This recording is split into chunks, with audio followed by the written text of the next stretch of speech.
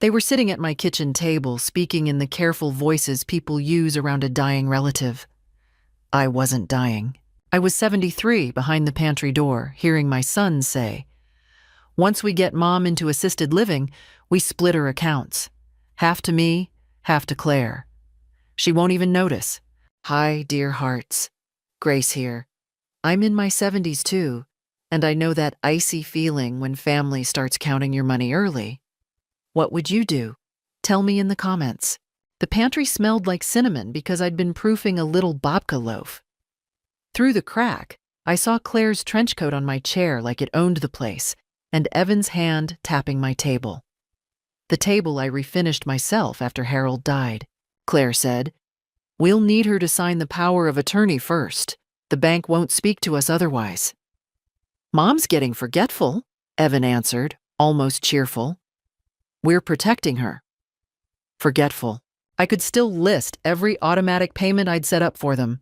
Evan's mortgage top-up, Claire's car insurance, my grandson's tuition fund. I didn't forget. I just didn't brag. I breathed in, counted to 5, and walked out with my best hostess smile. "You're early," I said. "Coffee?" They jumped like children caught stealing cookies. Claire slid a thick folder under her purse so fast the corners bent. "Mom," Evan started, then stopped. "In my own house?" I finished for him, turning on the kettle. Claire recovered first. "We thought you might still be in bed. How are you feeling?" "Like a woman who knows where she keeps her keys," I said, and watched for shame. I got none, only that polished concern people perform when they need something. Evan cleared his throat. "We came to talk about planning. Just safeguards. If you ever fall, if there's an emergency, or if you want to move me somewhere," I added, still calm. Claire opened the folder and slid it toward me. "It's simple. You sign, and we can handle your accounts and medical decisions if you're ever not able." Not able. As if I was already a problem to store away. I sat, hands folded. "Read it." Evan blinked. "Mom, read it out loud," I said. "And while you're at it, explain the part where you split my accounts. Because I was in the pantry. I heard you." The kitchen went silent. Even the kettle seemed to hold its breath before it started to hiss. Claire's face tightened. "You were eavesdropping?" she asked, offended, like I was the one who'd crossed a line.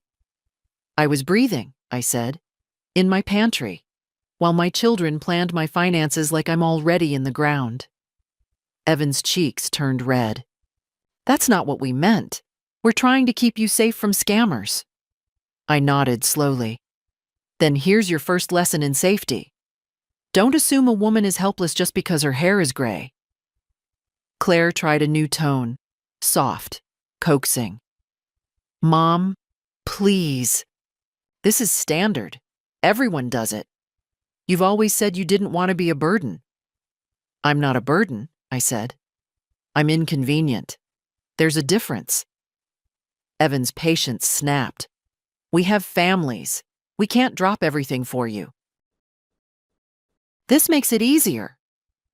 The words landed heavy because they were finally honest.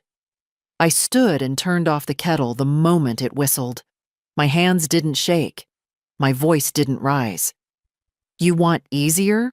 I asked. "Here it is. You go home. Today." Claire stared. "Don't be dramatic." "I've been quiet for years," I said. "That's not drama. That's training you to treat me badly." Evan pushed his chair back, hard. "So what now? You're going to punish us?" "No," I said. "I'm going to protect myself. The way I always have." I walked to the front door and opened it. Cold air rolled into my warm little house. The babka dough rose patiently on the counter, innocent as ever. Claire grabbed her purse. Evan lingered like he expected me to soften. I didn't. When they finally stepped outside, Evan threw one last line over his shoulder. "We'll talk later." I looked him in the eye. "Only if you learn to speak to me like I'm alive." I shut the door, slid the chain, and stood there until my heartbeat slowed. They'd been so flustered that Claire left behind a yellow sticky note on my placemat. 2 names. 2 percentages. A reminder that I wasn't a person in their minds.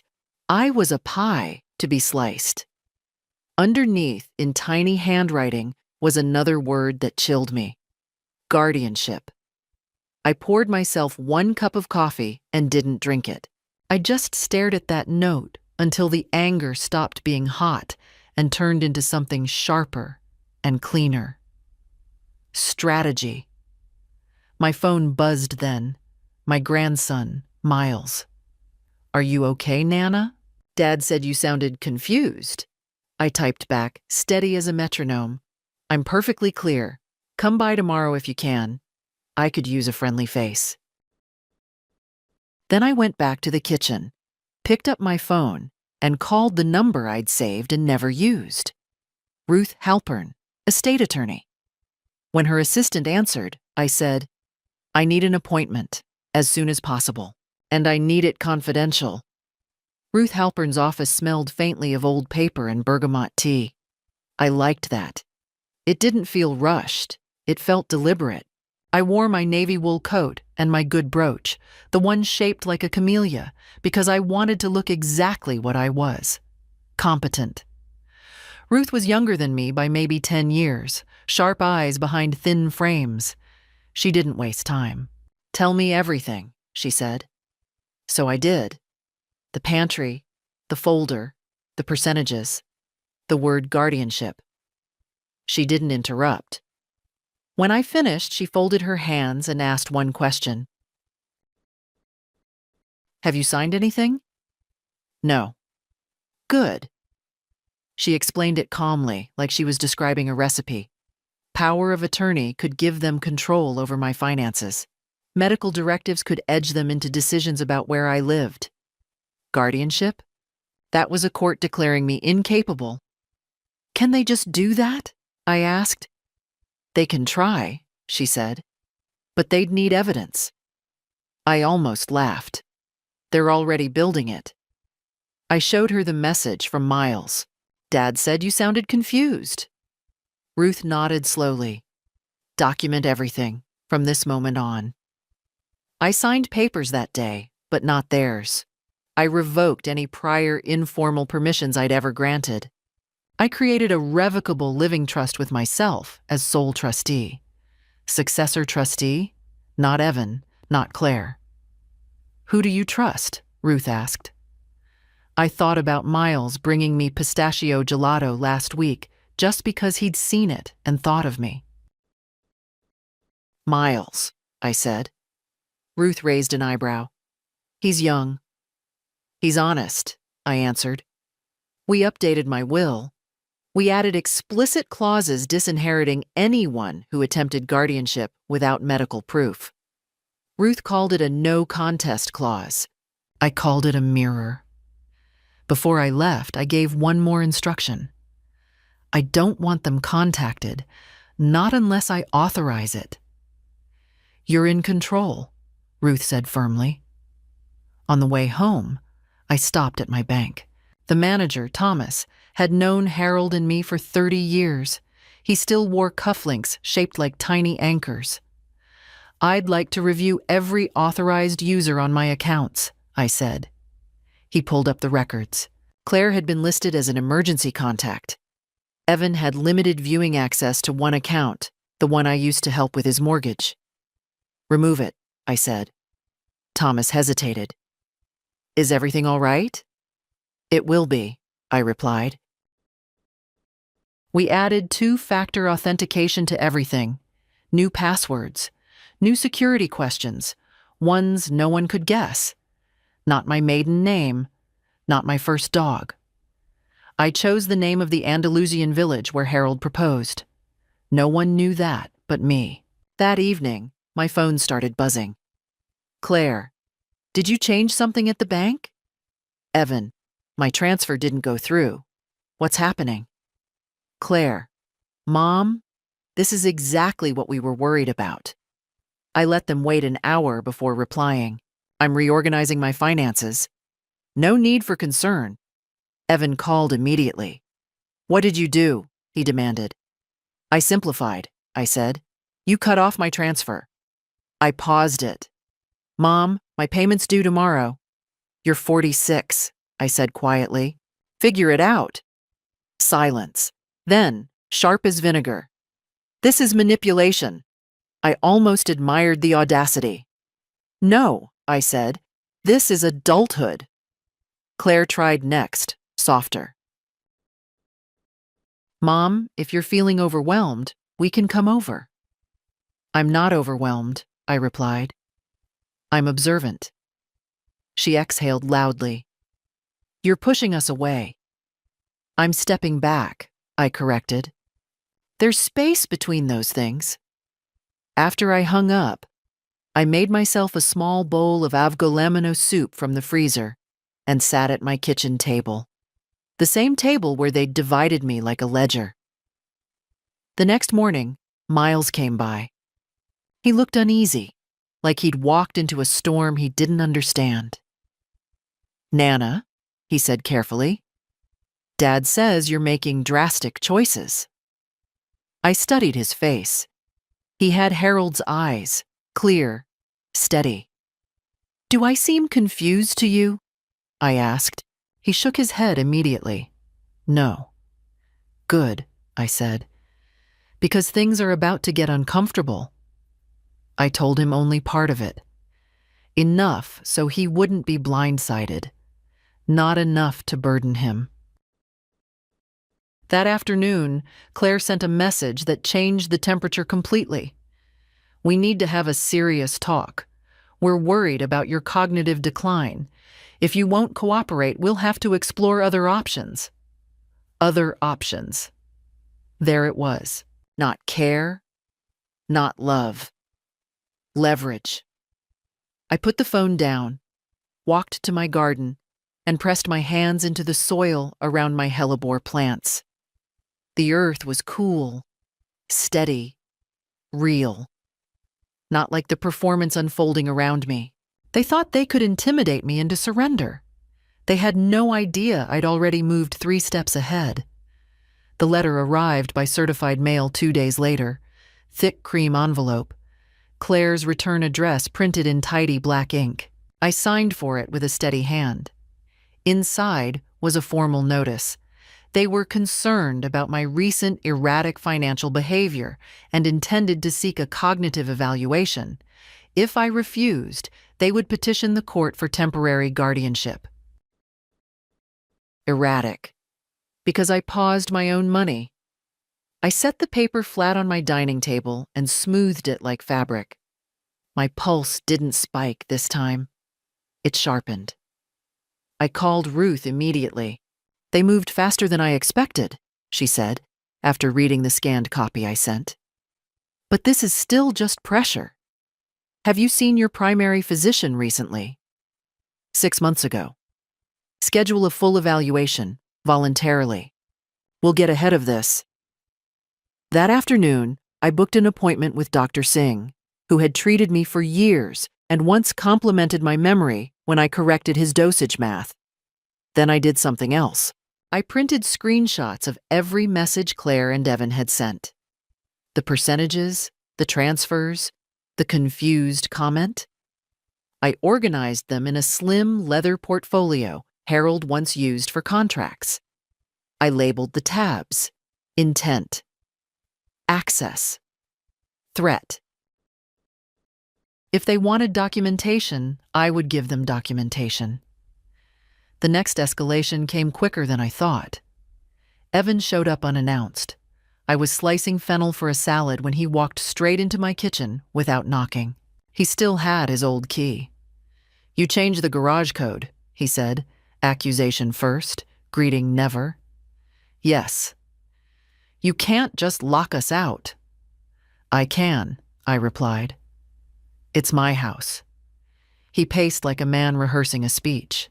Mom, do you understand what you're doing? You're isolating yourself. That's a red flag. From whom? I asked. From us. From family. I wiped my hands slowly. Family doesn't threaten court action when their ATM closes. His jaw tightened. You're twisting this. No, I said. I'm clarifying it. He stepped closer, lowering his voice. If this goes to court, it won't be pretty. Judges don't like elderly people making impulsive decisions. Impulsive? I echoed. I've managed investments since before you could spell dividend. He laughed once, short and humorless. You really think this is about money? I held his gaze. Yes. That was when he slipped. You've always said everything would be divided fairly. Claire and I built our expectations around that. Expectations. There it was again. Not gratitude, not humility. Entitlement. I am alive, I said quietly. There is nothing to divide. He ran a hand through his hair. You're being unreasonable. I'm being independent. The word seemed to irritate him more than anything else. He tried one last angle. If you don't cooperate, we'll have no choice. We'll request an emergency evaluation. I've already scheduled one, I said. That stopped him. With Dr. Singh, voluntarily. For the first time, uncertainty flickered across his face. You're overreacting, he muttered. No, I replied. I'm responding. He left without slamming the door, which almost disappointed me. Anger I could handle. Calculation required more care. That evening, Claire called again, voice smooth as polished marble. Mom, we heard you booked a doctor's appointment. Yes. You don't need to prove anything. I agree, I said, but you seem to need proof. She sighed. This could all go away if you'd just sign the POA. It's temporary. Temporary control, I corrected. Permanent consequences. There was a pause, then something colder. If the court appoints someone, you won't get to choose who it is. Ah, so that was the play. You won't win that, I said calmly. You're very confident. I'm very prepared. After we hung up, I walked through my house slowly, touching familiar things. The carved cedar chest, the porcelain teacups from Lisbon, Harold's old brass sextant on the shelf. My life wasn't clutter. It was proof of memory. If they thought they could paint me as confused, they would have to erase decades of competence, and I wasn't going to let them. The next morning, Thomas from the bank called. Evan requested account statements, he said carefully. I told him we couldn't release anything. Thank you, I replied. He sounded upset. I imagine he did. After I hung up, I added another tab to my leather portfolio. Pattern. They were building a case. So was I. And when this went before a judge, it wouldn't be about whether I was forgetful. It would be about whether my children mistook access for ownership. Dr. Singh's office was bright in that sterile, overconfident way modern clinics try to be. White walls, abstract art that looked like someone spilled optimism across canvas. I wore my plum-colored blazer and carried my leather portfolio like armor. He smiled when I walked in. You look well. I am well, I said. But my children are preparing to suggest otherwise. His expression shifted. Concern, not for me, but for the situation. We went through every test. Memory recall, pattern recognition, date orientation. He asked me to subtract 7s from 100. I did it faster than he expected. He asked me to remember 3 objects, candle, river, violin, and repeat them 20 minutes later. I did. Then I leaned forward. They're building a narrative, I said. I need the truth documented.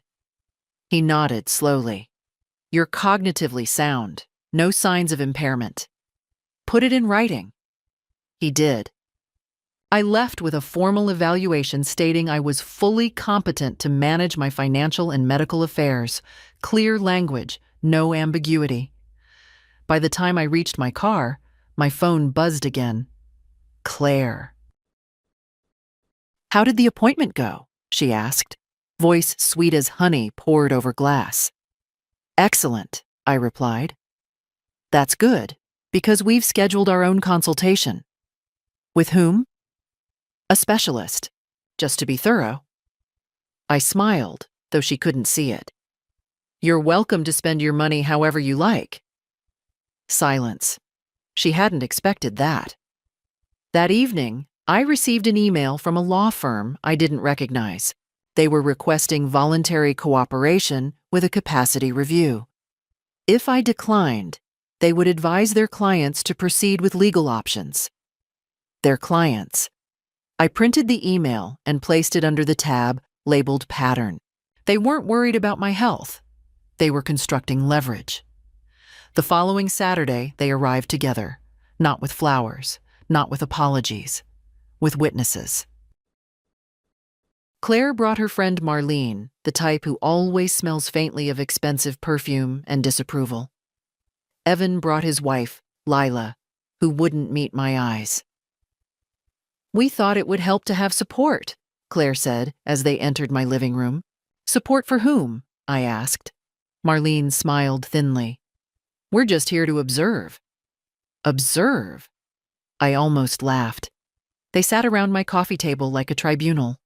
Claire placed a new folder down. Evan crossed his arms.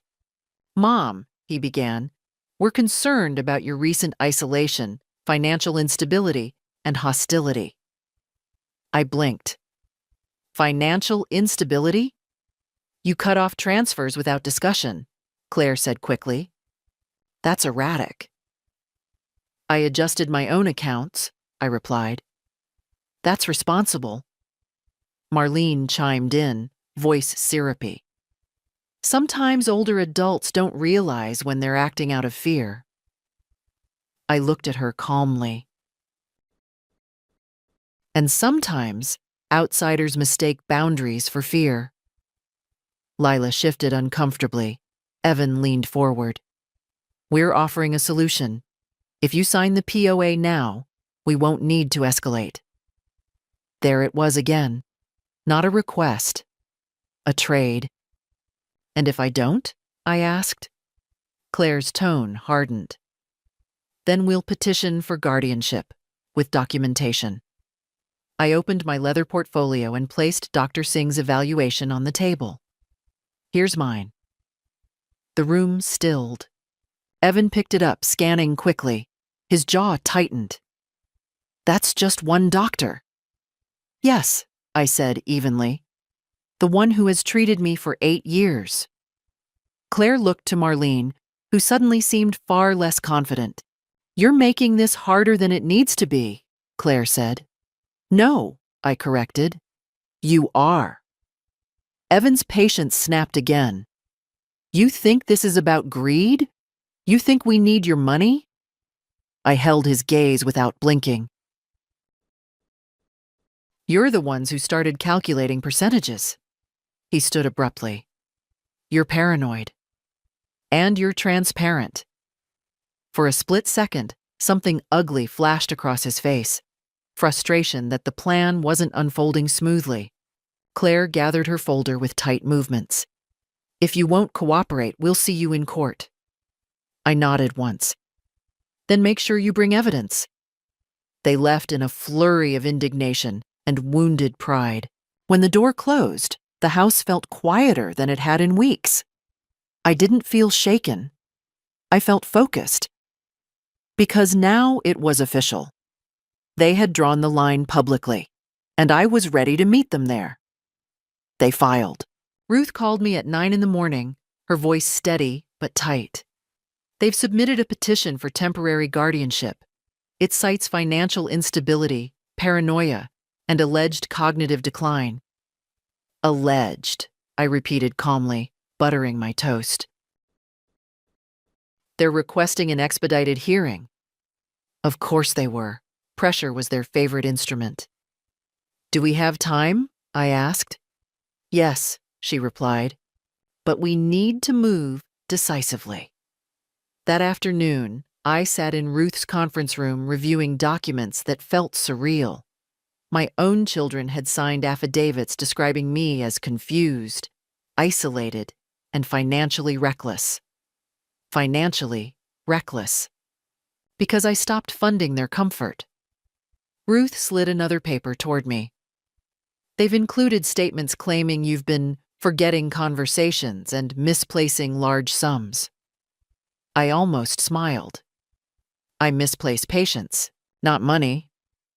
We'll counter with your medical evaluation, banking records, and documented messages. Include everything, I said, especially the percentages. Ruth's eyes sharpened. You kept that? I keep everything. Back home, I found another surprise waiting. A locksmith's invoice taped to my mailbox. Evan had tried to claim I'd locked him out of property he had access rights to. The locksmith had refused without my authorization. The audacity would have impressed me if it weren't so insulting. My phone rang minutes later. Claire. You didn't have to embarrass us, she snapped without greeting. I didn't call the locksmith, I replied. You changed codes without notice. Yes. You're proving our point. No, I said evenly. You're proving mine. She exhaled sharply. Why are you doing this? After everything we've done for you. That line almost made me laugh out loud. List it, I said. Silence. What exactly have you done for me that requires repayment in legal control? Her voice dropped. We've supported you. I buried your father, I replied. I paid your tuition. I helped with your mortgages. I funded your children's schools. If this is about debt, I believe we're settled. The quiet that followed was heavy. Then she shifted tactics. If you keep fighting, this will get ugly. Court-appointed evaluations, public records. It won't look good. I'm not afraid of looking competent in public, I answered. After we hung up, I walked to my study and opened the cedar chest where Harold used to keep important papers. Inside were old stock certificates, property deeds, and something else, my original estate draft from years ago. In it, everything had indeed been divided evenly. I stared at the numbers for a long moment. Fairness had always been my instinct, but fairness requires respect. That evening, I called Ruth again. I want to update the trust, I said. In what way? I want explicit language. Anyone who attempts guardianship without medical proof receives nothing, not reduced, nothing. Ruth paused. That's strong. So am I. And beneficiaries? I looked at the window where late sunlight filtered through lace curtains. Miles remains successor trustee, I said. But I'm adding conditions. Funds released for education, first home, or business venture only. Structured distributions. And Evan and Claire? I inhaled slowly. They forfeit. There was silence on the other end, but not judgment. Understood, Ruth said. We worked late drafting revisions. Precise wording, no loopholes, no emotional language, just legal clarity. Before bed, I poured myself a small glass of Amaro and sat on my porch. The air smelled faintly of rain and jasmine. For the first time since I'd overheard them in the pantry, I didn't feel reactive. I felt deliberate. They thought court would scare me into surrender. What it actually did was remove the last thread of hesitation. This was no longer about money. It was about dignity. And I had just decided exactly how much mine was worth. The court date was set for 3 weeks out. 3 weeks of polite tension stretched thin over everything. Claire stopped calling. Evan stopped pretending concern. Instead, there were formal letters, copied attorneys, carefully phrased accusations. And then came the next maneuver. A brochure appeared in my mailbox. Sunny Acres Assisted Living. It had glossy photos of smiling seniors playing bingo under pastel chandeliers. A handwritten note from Claire was clipped to the front. We reserved a room just in case. Reserved just in case. I carried the brochure inside and set it on the counter next to my cast iron skillet. The contrast amused me. They thought I was ready for scheduled pudding cups and supervised walks. That afternoon, Evan showed up again, this time knocking at least. "We need to be practical," he said the moment I opened the door. "If the court sides with us, transitions go smoother when they're prearranged." "Sides with you?" I repeated calmly. "You're talking like this is a custody battle." "It kind of is," he shot back. "I'm not a child." "You're 73. "Yes," I said, "and still capable of reading my own bank statements." He stepped inside without invitation again, scanning the room like he was assessing inventory. His eyes lingered on the cedar chest, the artwork, the silver candlesticks. "You're making this adversarial," he muttered. "You filed first," I replied. He paced slowly. "Mom, listen. If you just cooperate now, we can withdraw the petition." "Withdraw it in writing," I said. "That's not how this works." "It is if you're sincere." His patience thinned. "You've changed." "No," I said. "I've stopped accommodating." He looked at me as if that were the real betrayal. Later that evening, Claire sent a group message, including Miles. "Dad and I are worried about Nana's mental state. She's becoming paranoid and combative. We're doing this out of love." I watched the typing indicator blink as Miles responded. "I've seen Nana twice this week. She's fine." Claire replied instantly. "You're young. You don't understand the signs." I stepped in then. "Remove him from this conversation. This is between adults." Claire's answer was immediate. "Exactly."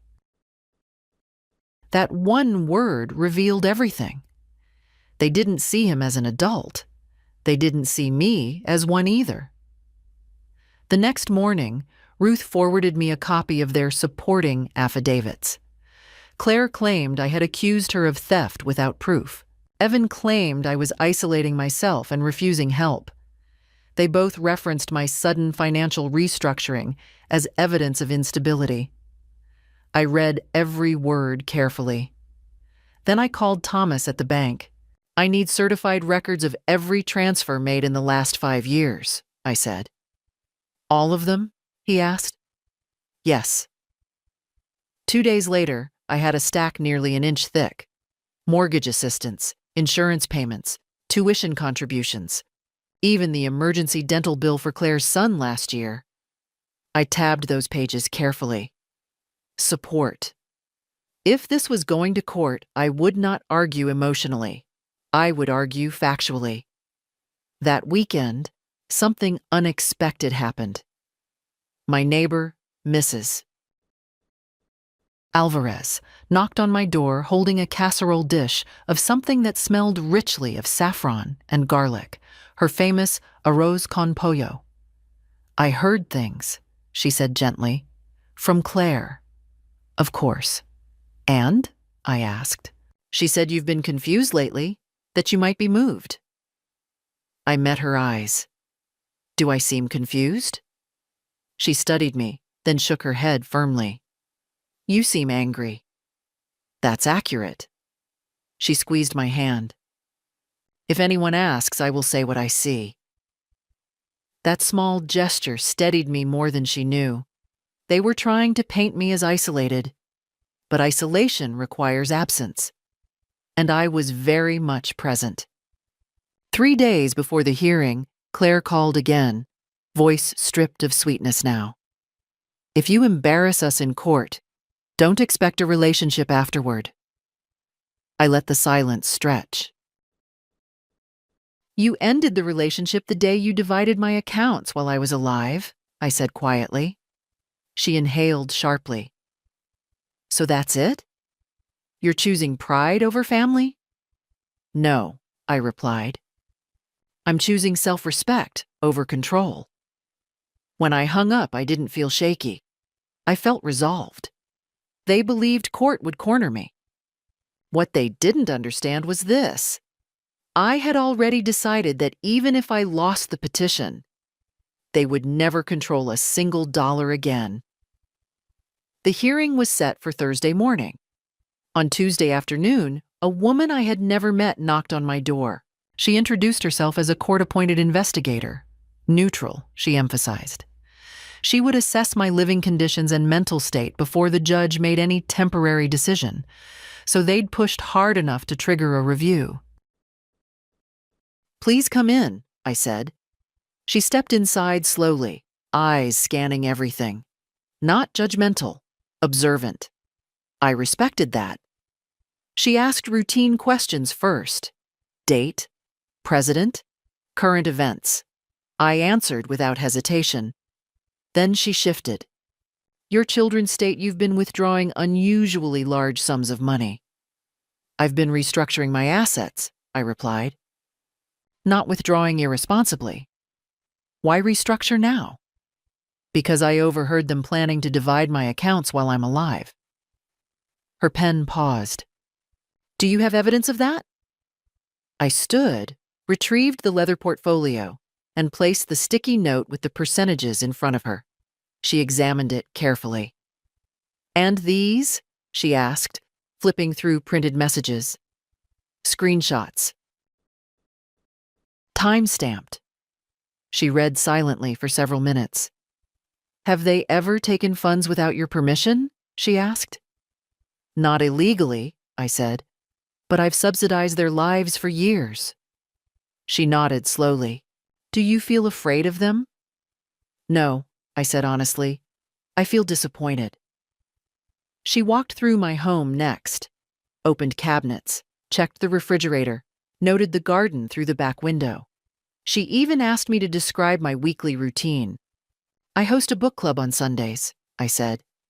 I make a rather competitive pavlova. I manage my investments every Monday morning with coffee. She smiled faintly. You sound structured. I am. Before she left, she asked one final question. If the court denies their petition, what will you do? I didn't hesitate.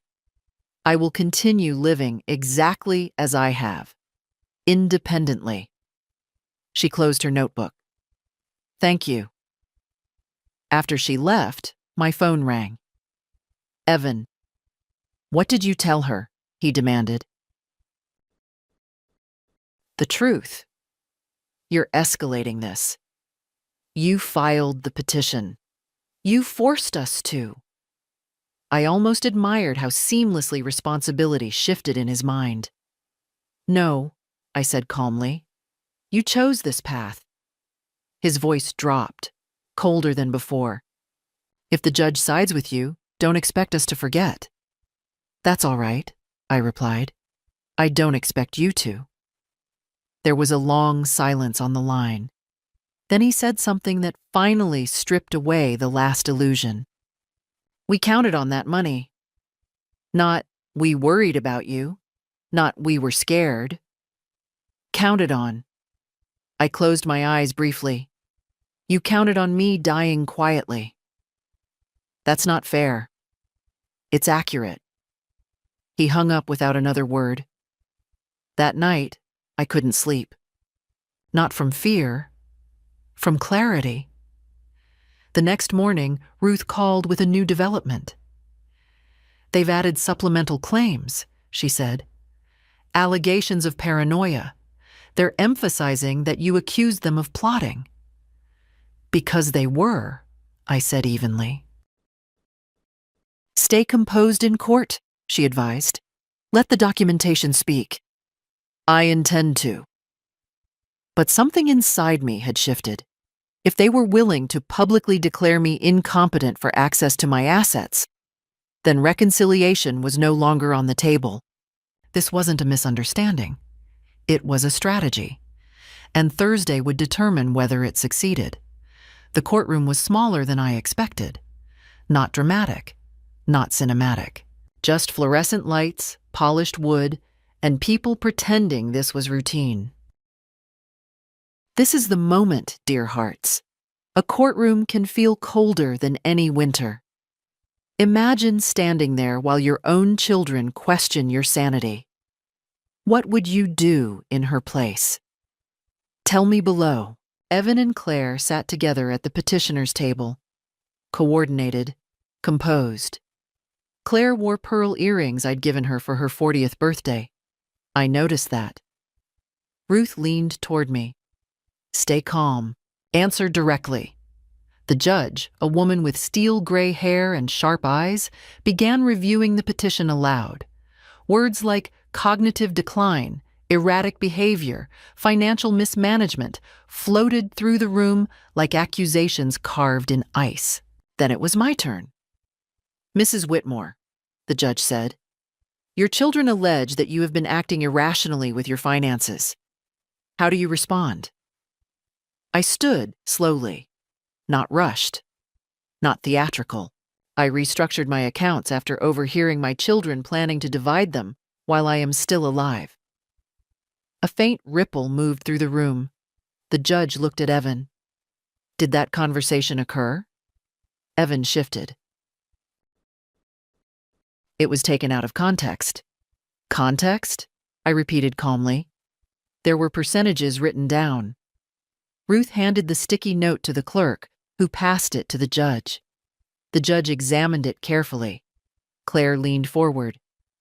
Your Honor, she's fixating on one misunderstanding. Her behavior since then has been combative and secretive. I secured my assets, I said. That is not combat. The judge turned to the court investigator. Your findings? The investigator stood. Mrs. Whitmore is cognitively intact, organized, fully aware of her financial decisions. I found no evidence of impairment. The air shifted. Evan's lawyer attempted one more angle. Even if she is currently competent, her isolation suggests vulnerability. I spoke before Ruth needed to. I host weekly gatherings. I manage my own investments. I scheduled my own medical evaluation voluntarily. I am not isolated. I am selective. A faint murmur ran through the benches. The judge leaned back, studying me carefully.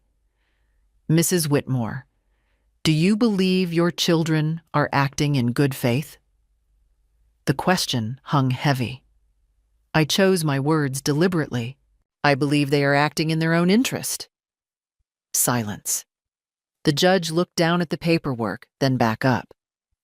Based on the medical evaluation, investigators' report, and absence of credible evidence of incapacity, the petition for temporary guardianship is denied.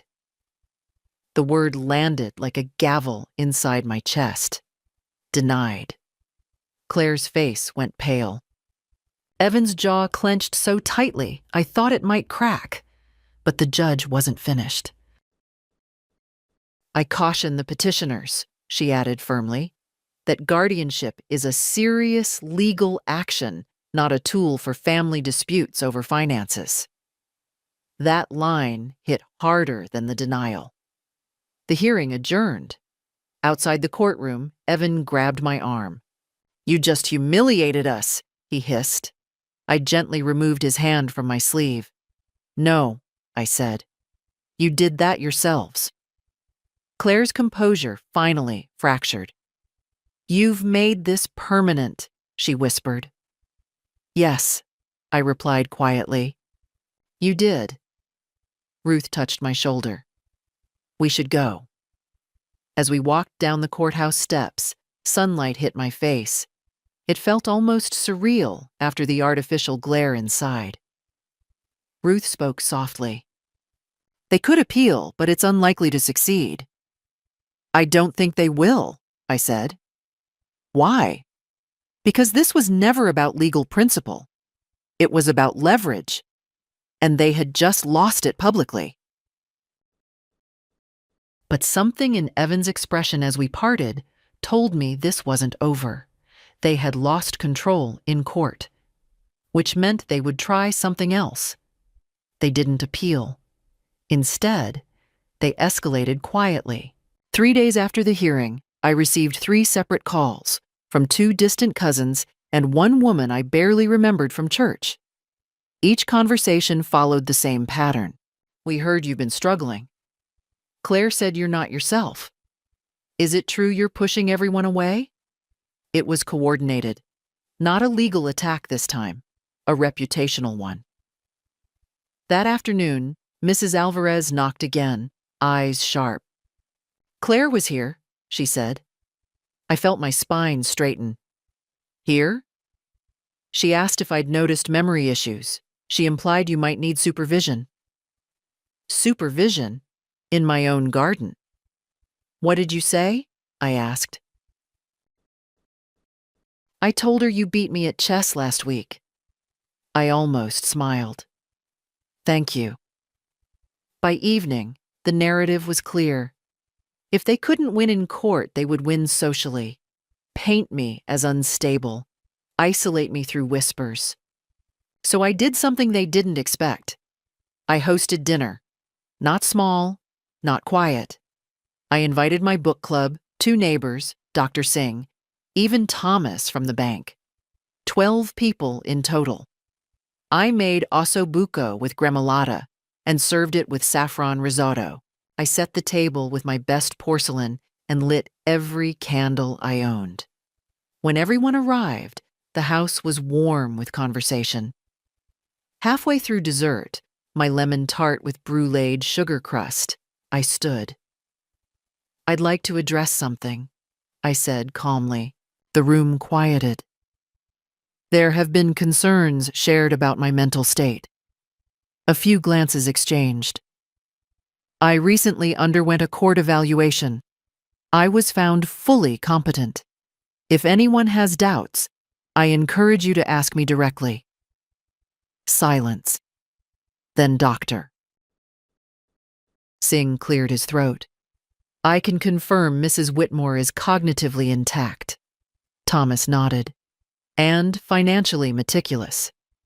Mrs. Alvarez added, and sharper than most of us. Laughter rippled through the room, not mocking, supportive. I felt something settle inside me. They were trying to isolate me through rumor, so I made the truth public. The next morning, Claire texted, "Why are you turning people against us?" I stared at the message. I hadn't mentioned them by name. I simply stated facts. I responded, "I'm not turning anyone. I'm correcting misinformation." Evan called shortly after. "You're making us look greedy." "You did that in court," I replied. His voice dropped lower than I'd ever heard it. "You think this is over?" "I think the legal part is." He exhaled slowly. "You changed beneficiaries, didn't you?" There it was. The question they'd been circling since the pantry. "I adjusted my estate plan," I said. "To what?" "That's private." A sharp pause. "Mom," he said carefully, "don't make a permanent decision out of anger." I almost admired the strategy, positioning himself as the reasonable one. "This wasn't anger," I said. "This was clarity." He didn't respond immediately. Then, "You owe us fairness." Fairness. I looked around my kitchen, the same kitchen where percentages had been written before I was considered dead. "Fairness requires good faith," I replied. "You forfeited yours." He hung up without goodbye. That evening, I sat at my desk and reviewed the trust documents again. Everything was airtight. Assets transferred, beneficiaries updated, conditions clear. They could not access it. They could not contest it successfully without triggering the no contest clause. And they didn't yet know the full extent of what I had done. But they suspected, which meant the next move would not be subtle. It would be desperate. And desperation makes people careless. They chose public humiliation. Claire organized a family brunch the following Sunday and invited extended relatives, people I hadn't seen in years. She texted me the details as if nothing had happened. "We'd love for you to come. It's important for everyone to reconnect." Reconnect. I almost declined. Then I reconsidered. If they were staging something, I preferred to see it unfold firsthand. The brunch was at Claire's house. White marble counters, oversized windows, everything curated to look effortless. A mimosa bar glittered on the kitchen island like a performance.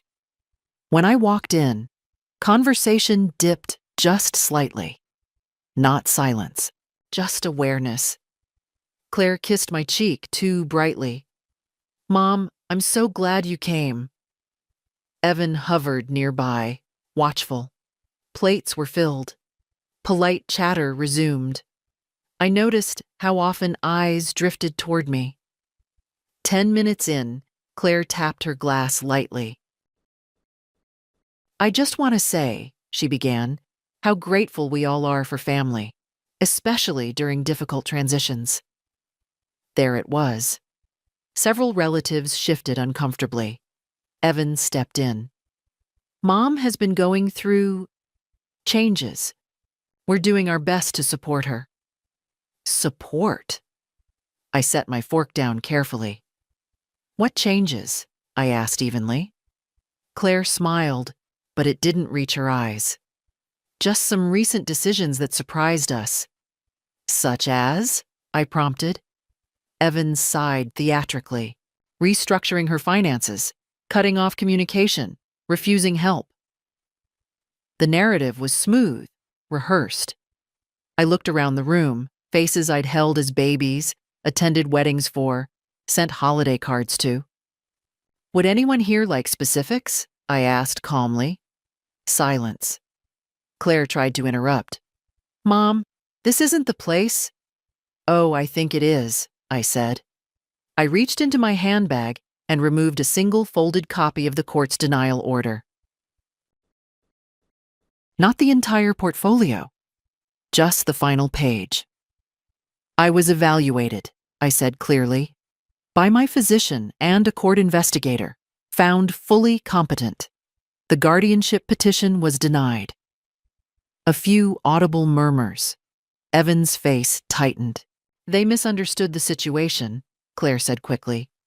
"No," I replied. "They understood it exactly." I let the next sentence land slowly. "I overheard my children planning to divide my money while I am still alive." There it was. No embellishment. Just fact. Aunt Margaret's eyebrows shot up. Cousin Daniel stared at Evan. Claire's composure cracked for half a second. "That's a distortion." I met her eyes. Percentages were written down. Evan's voice sharpened. "You're making us look like vultures." I tilted my head slightly. "Then perhaps don't circle." The room went still. This wasn't shouting. It was exposure. Claire tried one last maneuver. "Mom changed her estate plan drastically after that misunderstanding. We're just worried she's acting out of spite." There it was. The admission. I didn't deny it. "I adjusted my estate plan," I said calmly, "as is my legal right." "To what?" Evan demanded. I held his gaze for a long moment. "To reflect reality." The ambiguity unsettled him more than any accusation. Brunch dissolved shortly after. Conversations fractured into whispers. Several relatives approached me quietly to express support. Not loud declarations, just subtle alignment. When I left, Claire followed me outside. "You didn't have to ambush us," she hissed. "You invited an audience," I replied. I simply spoke. Evan joined her, jaw rigid. "You're poisoning the family." "No," I said softly. "Truth tends to taste bitter." As I drove home, I felt neither triumph nor sadness, just certainty. They had tried court. They had tried rumors. Now they had tried public narrative control. Each time, the pattern was the same: access first, concern second, reputation management third, which meant the next step would not be social. It would be personal and far less polite. It happened on a Tuesday. Quiet, ordinary. I was in the middle of reorganizing my spice drawer, paprika, sumac, star anise, when I heard the unmistakable click of my front door unlocking. Not knocking, unlocking. My heart didn't race. It sharpened. Evan stepped inside like he still owned access to my life. Behind him was Claire. "You changed the garage code," he said, irritated. "But you forgot about the old side door key." I didn't correct him. "I didn't forget," I said evenly. I was waiting. Claire scanned the room like an auditor. "We need to talk. Privately." "You're in my house," I replied. "It doesn't get more private." Evan held up a folded document. "What's that?" I asked. "A mediation proposal," he said. "Before this goes further." "Further," I repeated. Claire stepped forward. "We know you changed the trust.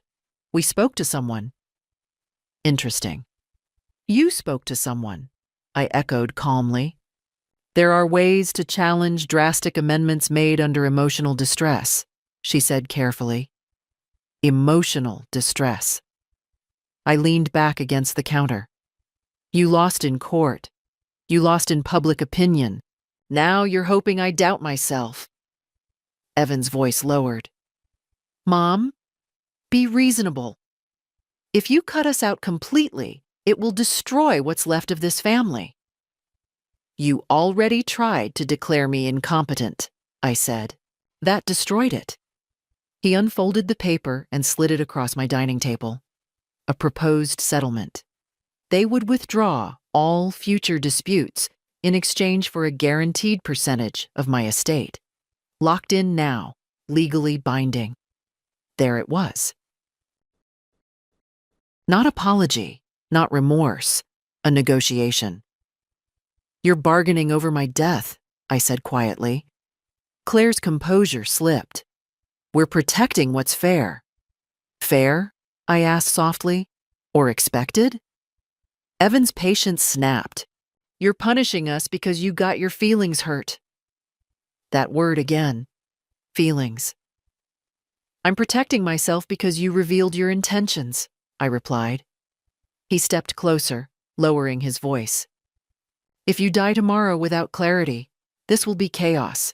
Legal fees, delays, strain on Miles." There it was. Leverage through my grandson. "I've already structured everything to avoid that," I said calmly. Claire froze. "What does that mean?" "It means you're not in control of the timing anymore." For the first time, I saw it. Fear. Not of losing me, of losing access. Evan tried one final tactic. "If you walk away from this negotiation, we will contest everything after you're gone." I held his gaze steadily. "If you contest, you trigger the no contest clause. You get nothing." Silence. Claire's face drained of color. "You wouldn't." "I did." The weight of that truth settled heavily between us. They hadn't known. They suspected changes, but not the extent. Evan looked at the mediation proposal, then back at me. His confidence faltered. "You've turned into someone I don't recognize," he said. I thought about that. "No," I replied. "You're seeing me clearly for the first time." Claire gathered the papers with stiff movements. "This isn't over." "Yes," I said quietly. "It is." They stood there for a long moment, perhaps expecting hesitation, regret, softness. They got none. When they finally left, I locked the door behind them and immediately called a locksmith. Not tomorrow, not next week. That afternoon. By sunset, every lock in my house had been replaced, not out of paranoia, out of completion. They had tried intimidation, they had tried negotiation, they had tried pressure through family, court, reputation, and guilt. Now they knew the truth. There was no percentage waiting for them, only consequences, and I was done reacting. From this point forward, I would be deciding the terms. I thought they were finished. I was wrong. The envelope arrived by courier this time. Thick, formal, aggressive in tone before I even opened it. A notice of intent to contest my estate plan. Not after my death. Now. Ruth called within the hour. "They're attempting to argue undue influence and emotional retaliation," she said evenly. "They're claiming your recent amendments were punitive and made under psychological strain." I almost admired the creativity. "Can they freeze anything?" I asked. "No," she replied. "Your assets are in trust, but they're trying to create pressure." Pressure again. They're also requesting a temporary injunction to review the trust's terms. I let that settle. "They're fishing," I said. "Yes." That afternoon, I walked into Ruth's office with something new in my posture. Calm had become resolve. "What do you need from me?" I asked. "Documentation of capacity at the time of amendment, evidence of long-standing financial competence, and proof that this wasn't impulsive." I handed her a folder. Inside were investment summaries spanning 15 years, tax returns organized in neat chronological order, emails from financial advisors praising my precision. "I didn't amend overnight," I said. "I planned." She reviewed everything quietly. "This is strong," she admitted. 2 days later, we were back in court. Not for guardianship, for their motion to inspect and challenge. This is the second battlefield, dear friends. Not about sanity this time, but about motive. When family says you're acting out of spite, what would you do? Would you soften or stand firm? Tell me below. The judge was the same. That worked in my favor. Evan's attorney argued first. The respondent made drastic changes to her estate plan immediately after a family disagreement. This indicates retaliatory behavior rather than rational planning. Retaliatory. Such a clinical word for betrayal. Ruth stood. "Your Honor, Mrs. Whitmore updated her estate plan after discovering explicit evidence that her children were planning financial division during her lifetime. She sought medical evaluation voluntarily, restructured assets under legal guidance, and implemented a no-contest clause to prevent further litigation." The judge looked at me. "Mrs. Whitmore, were these changes made out of anger?" I considered the question carefully. Initially, I was angry, I admitted, but I did not act while angry. I acted after documentation, consultation, and reflection. "Why disinherit entirely?" the judge asked. I met her eyes. Because trust, once broken at that level, cannot be legally repaired. The courtroom went quiet. Evan's lawyer attempted one more angle. "Total disinheritance of immediate heirs is extreme. So is filing guardianship against a competent parent," Ruth replied smoothly. The judge reviewed the submitted evidence, the medical report, financial records, documented communications. After a long pause, she spoke. The court finds no evidence of undue influence or incapacity at the time of amendment. The trust remains valid. Motion denied. Denied. Again. This time, Evan didn't speak. Claire didn't glare. They looked smaller. Outside the courthouse, Claire finally said it. "You're really going to leave us nothing." I studied her face. No longer angry, just exposed. "I'm leaving you exactly what you invested in this relationship," I said quietly. She swallowed. "That's cruel." "No," I replied. "It's accurate." Evan shook his head.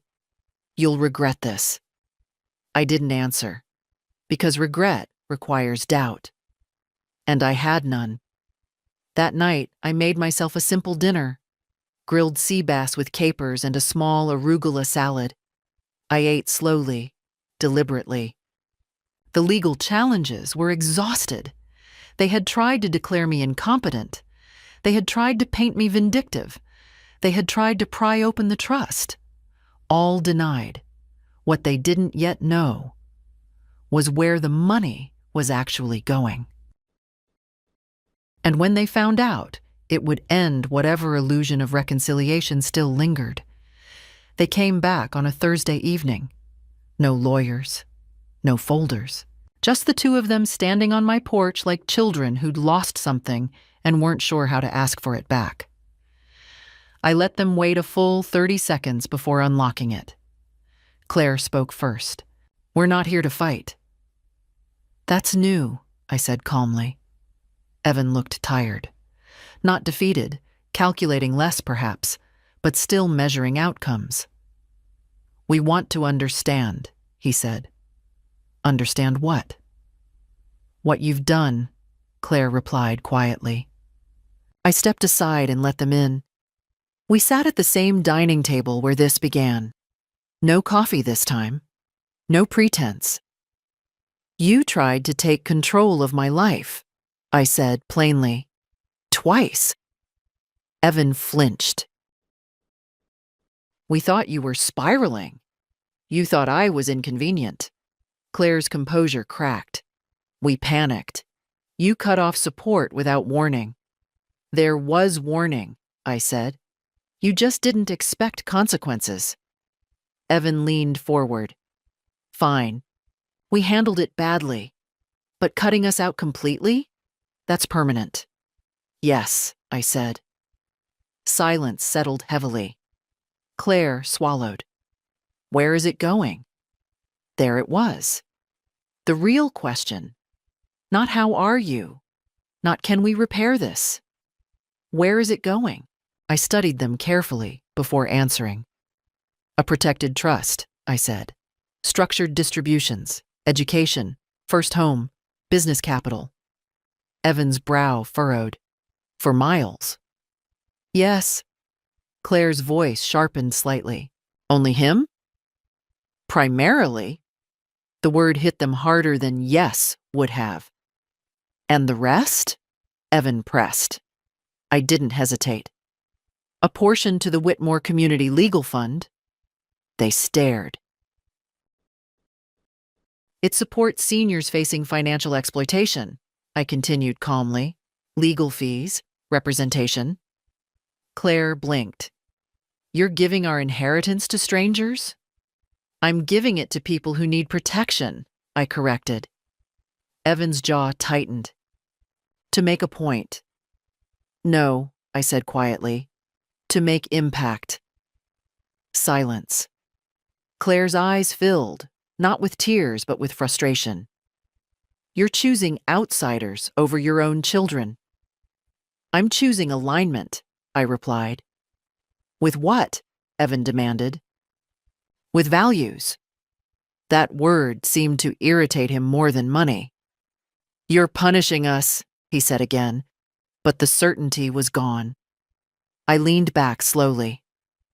"When you filed guardianship, you told a court I wasn't capable of running my own life. That doesn't vanish because you feel uncomfortable now." Claire's voice softened slightly. If we apologize? I held her gaze. Are you apologizing because you're sorry? I asked, or because the numbers changed? Silence answered for her. Evan stood first. So that's it, he said quietly. We get nothing. You get your independence, I replied. The same one you tried to take from me. Claire lingered a moment longer. You've changed everything, she whispered. No, I said gently. You did. They left without slamming the door this time. No threats, no ultimatums, just the heavy understanding that the leverage was gone. And with it, any illusion that money would smooth over what they had revealed. The silence afterward was different. Not tense. Not watchful. Final. Weeks passed without calls. No legal notices. No strategic texts. Even the indirect whispers stopped. It was as if, once the numbers became unreachable, the urgency dissolved. Then the letter came. Handwritten. From Claire. Not typed. Not curated, just ink on paper. She didn't apologize for filing guardianship. She didn't admit to planning percentages. Instead, she wrote about fear, about instability in her marriage, about financial pressure she hadn't disclosed, about how she had assumed, wrongly, that my estate was inevitable support. Assumed. That word again. Evan didn't write. He appeared instead. Alone. He stood on the porch without knocking for a long moment before finally ringing the bell. I opened the door. He looked older, not physically. Heavier. I'm not here about the money, he said immediately. I didn't respond. I waited. I handled it wrong, he continued. All of it. I thought if we secured things early, it would prevent chaos later. By declaring me incompetent? I asked quietly. He winced. I thought you were reacting emotionally. I was, I said. At first. And now? Now I'm acting intentionally. He nodded slowly. I know you won't change it, he said. No. Another long silence. I don't agree with what you did, he admitted. But I understand why you did it.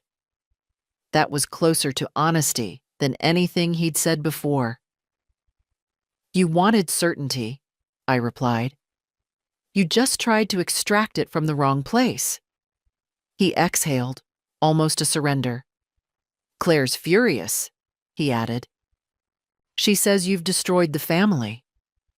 I didn't file guardianship, I said. He nodded again.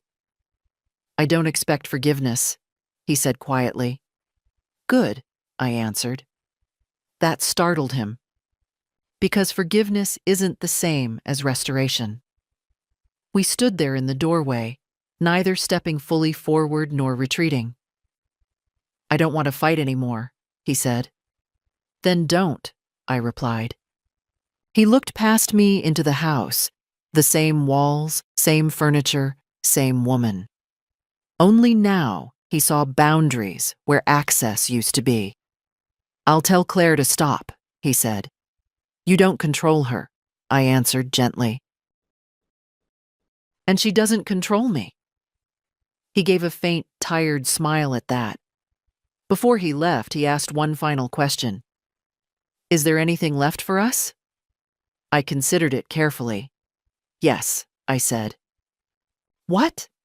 The relationship you choose to build without leverage. He didn't answer. He just nodded and walked down the steps. That night, I sat at my desk and reviewed the trust one final time. Everything was executed. Assets secured. Beneficiaries confirmed. Nothing could be undone without my consent, and I had none to give. But something had shifted. Not in the documents, in me. The anger that once burned hot had cooled into something steadier. Not regret, not triumph, just clarity. The money was no longer the center of this story.